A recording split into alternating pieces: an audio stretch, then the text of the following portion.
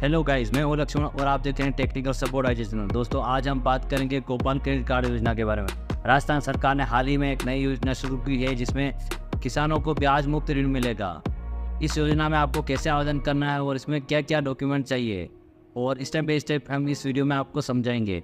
तो चलते हैं अपनी कंप्यूटर स्क्रीन पर और आपको बताते हैं ऑनलाइन फॉर्म कैसे फिल करते हैं।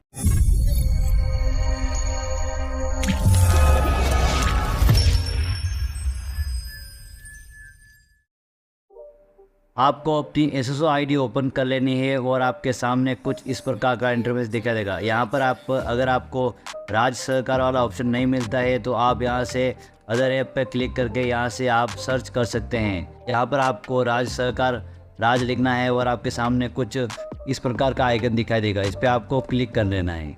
अगर आप अपनी एसएसओ आईडी इस पोर्टल पर मैप करना चाहते हैं तो यस पे यस क्लिक करें, अन्यथा आप नो पे क्लिक करके आगे का स्टेप फॉलो करें। अगर आपको यहाँ पर गोपाल क्रेडिट कार्ड योजना का फॉर्म भरना है तो आप यहाँ पर Gopal credit card new registration पर क्लिक कर लेना है। इस पर हम क्लिक कर लेते हैं। इस पर क्लिक करने के बाद आपके सामने कुछ इस प्रकार का इंटरफेस दिखाई देगा। यहाँ से आप add new Gopal credit card, इस पर आपको क्लिक कर लेना है। यहाँ पर कुछ निर्देश दिए गए हैं, इनको आपको पढ़ लेना है ध्यानपूर्वक। यहाँ पर कुछ नियम शर्तें रखी गई। इसमें पात्रता के लिए यहाँ पर पशुपालक को प्राथमिक दूध उत्पादक सहकारी समिति का सदस्य होना चाहिए और पशुपालक को अपना दूध प्राथमिक दूध उत्पादक सहकारी समिति को ही बेचना चाहिए।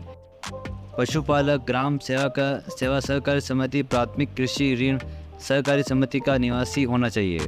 अगर ये तीनों पात्रताएं आप पूरी कर लेते हैं तो आप नीचे दिए गए सभी दस्तावेज लेकर नज़दीकी ई मित्र से या सीएससी सेवा केंद्र से आप आवेदन कर सकते हैं। और अगर आप खुद से फॉर्म भरना चाहते हैं तो आपके पास लैपटॉप या कंप्यूटर या मोबाइल होना चाहिए, वहां से भी आप आवेदन कर सकते हैं। हम आपको आवेदन कैसे करते हैं इसके बारे में यहाँ पर आगे पूरी जानकारी देंगे। अगर ये सभी आपके पास डॉक्यूमेंट है तो आप इसमें आवेदन कर सकते हैं। यहाँ पर हम टर्म कंडीशन पूरी कर लेते हैं तो उसके यहाँ पर टिक कर लेना है और आपको यहाँ पर आगे बढ़े पर क्लिक कर लेना है। जन आधार संख्या दर्ज कर लेते हैं।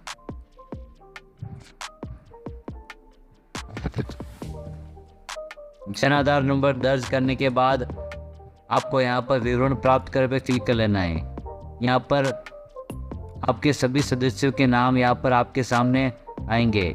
यहाँ से आप जिस भी सदस्य के नाम से फॉर्म भर रहे हैं वह सदस्य आपको सेलेक्ट कर लेना है। हम यहाँ पर एक सदस्य सेलेक्ट कर लेते हैं और यहाँ पर दिए गए मोबाइल नंबर पर OTP भेजा जाएगा। वो OTP हमें यहाँ पर एंटर करना है। तो चलिए, हम OTP भेज दिया है और यहाँ पर जैसे हमारा OTP हमारे मोबाइल पर आता है तो हम यहाँ पर OTP यहाँ पर फिल कर लेते हैं। OTP भरने के बाद आपको यहाँ पर OTP सत्यापित करना है। जिसका भी आपने OTP फिल किया है उसकी डिटेल यहाँ पर आपको दिखाई देगी और आपको यहाँ पर उसका नाम, उसके पिता का नाम, उसकी जन्म दिनांक और यहाँ पर उसका जो कैटेगरी है OBC SC ST वो यहाँ पर दिखाई देगा और उसके आधार कार्ड नंबर यहाँ पर आपको फिल कर लेने हैं। जिस भी सदस्य का फॉर्म भर रहे हैं उसका यहाँ पर आधार कार्ड नंबर और उसके पैन कार्ड नंबर यहाँ पर आपको फिल कर लेना है। और यहाँ पर मोबाइल नंबर अगर नहीं है तो वो मोबाइल नंबर यहाँ पर आपको फिल कर लेने हैं, अन्यथा आपके mobile number automatically Jan Aadhaar से यहाँ पर आ जाएंगे। आवेदक का यहाँ पर आधार कार्ड आपको PDF में यहाँ पर आपको अपलोड कर लेना है और यहाँ पर उसका पैन कार्ड अपलोड कर लेना है। यहाँ पर पशुपालक का पता, यहाँ पर जो पशुपालक है उसका यहाँ पर आपको पता फिल करना है। अगर वो जन आधार कार्ड के समान पते पर रहता है तो यहाँ पर आपको जन आधार कार्ड के समान पर जन आधार कार्ड का एड्रेस यहाँ पर आपको टिक कर लेना है और यहाँ पर ऑटोमेटिकली ही सारा एड्रेस यहाँ पर आ जाएगा। तीसरे पॉइंट पर आपको बताना है ग्राम सेवा सहकारी समिति का विवरण जिसमें पशुपालक रहता है, यानी जिस ग्राम सेवा सहकारी समिति में पशुपालक रहता है उसका यहाँ पर आपको विवरण देना है। यहाँ पर उसका जिला चूज़ कर लेना है और यहाँ पर उसका बैंक, जो भी बैंक है उसका वो यहाँ पर चूज़ कर लेना है और यहाँ पर उसकी शाखा और यहाँ पर पैक्स, यानी जो भी आपका बैंक शाखा यानी पैक्स है वो यहाँ पर आपको चूज़ कर लेना है। और यहाँ पर आपको क्या पशुपालक दूध को डेयरी समिति को बेचता है, यहाँ पर बेचता है तो आपको यहाँ पर हाँ पर क्लिक कर लेना है और उस डेयरी का नाम लिख लेना है और उसकी सदस्य संख्या यहाँ पर आपको लिख देनी है। यहाँ पर 4 नंबर पॉइंट पर पशुपालक के पास उपलब्ध पशुधन यानी उसके पास कितनी गायें और भैंसें हैं उसका विवरण आपको यहाँ पर देना है। यहाँ पर मान लो यहाँ पर 5 गायें हैं और यहाँ पर 2 भैंसें हैं और कुल 7 पशु हो रहे हैं, तो यहाँ पर ऑटोमेटिकली आ जाएगा। और उसमें पशुपालक द्वारा डेयरी सहकारी समिति को प्रतिवर्ष बेचे जाने वाले दूध का अनुमानित मात्रा, यानी वो साल का कितना लीटर यहाँ पर दूध बेचता है वो यहाँ पर आपको लिखना है। जैसे यहाँ पर साल का 5000 लीटर यहाँ बेचता है तो यहाँ पर 5000 लीटर यहाँ पर लिख लेना है। यदि पशुपालक पैक्स का सदस्य है तो सदस्य संख्या विवरण दर्ज करना है। यहाँ पर हाँ पे टाइप करके अपनी समिति की जो सदस्य संख्या है वो यहाँ पर आपको टाइप करना है। यहाँ पर समिति की सदस्य संख्या आईडी यहाँ पर आपको दर्ज कर लेनी है। यहाँ पर पशुपालन परिवार का चयन करना है। पति पत्नी, आश्रित माता पिता, 25 वर्ष से कम उम्र के अविवाहित पुत्र पुत्री और परित्यक्ता पुत्री, विधवा पुत्री, तलाकशुदा पुत्री, कृपया इससे संबंधित यहाँ पर आपको सेलेक्ट कर लेना है। फिर आपको यहाँ पर पशुपालन के बैंक खाते का विवरण, आगे यहाँ पर आप पशुपालक के बैंक खाते का विवरण जिसमें डेयरी सहकारी समिति से दूध का भुगतान प्राप्त होता है, यानी आप जो डेयरी पे दूध देते हैं उसका पैसा किस खाते में आता है उस खाते का विवरण यहाँ पर आपको देना होगा। उसके बाद आपको यहाँ पर पशुपालक के रहने हैं तो प्रस्तावित संपत्ति के विवरण, यानी कि पशुपालक के नाम पर जो भी ज़मीन है उसका विवरण यहाँ पर आपको देना होगा। तो उसके पास कुल कितनी ज़मीन है और उसका बाज़ार मूल्य वर्तमान में कितना है और उसकी जमाबंदी की यहाँ पर आपको कॉपी यहाँ पर आपको PDF यहाँ पर अपलोड करनी होगी। उसके बाद अगर अपने मकान का पट्टा है तो उसका यहाँ पर वो मकान का पट्टा है तो उसका विवरण यहाँ पर आपको देना होगा। जैसे यहाँ पर उसका वर्तमान में बाज़ार मूल्य कितना है और यहाँ पर उस पट्टे का आपको कॉपी इसमें PDF बना के अपलोड करनी पड़ेगी। भूमि विवरण यहाँ पर आपको देना होगा। यहाँ पर किस गांव में उसकी भूमि है, उसका पटवार हल्का और सिंचित है असिंचित और कुल कितनी भूमि है, दोनों सिंचित असिंचित मिलाकर, और उसका खसरा नंबर। और यहाँ पर आपको प्लस वाले आइकन पर क्लिक करके यहाँ पर आपको उस भूमि को यहाँ पर ऐड करना है। यहाँ पर आपको सहकारी समिति अन्य वित्तीय संस्था से लिए गए, यानी अगर आपने कोई और ऋण ले रखा है तो वो यहाँ पर आपको एंटर करना है और आपको प्लस वाले आइकन पर क्लिक करके यहाँ पर ऐड कर लेना है। उसके बाद आ जाता है यहाँ पर गारंटर का विवरण, यानी कि जो आपके गारंटर है, जो गवाह है, वो यहाँ पर आपको उनकी डिटेल यहाँ पर फिल करनी है। यहाँ पर उसका नाम, पिता का नाम, उसकी जन्म तिथि, उसके जन आधार कार्ड नंबर और आधार नंबर, पैन कार्ड नंबर और उसके मोबाइल नंबर, उसके पते का विवरण और उसके पास कितनी संपत्ति है उसका यहाँ पर विवरण और उस गारंटर का फ़ोटो और उसके हस्ताक्षर आपको यहाँ पर एंटर करने हैं। ठीक उसी तरह से दूसरे गारंटर की भी आपको यहाँ पर डिटेल फिल करनी है।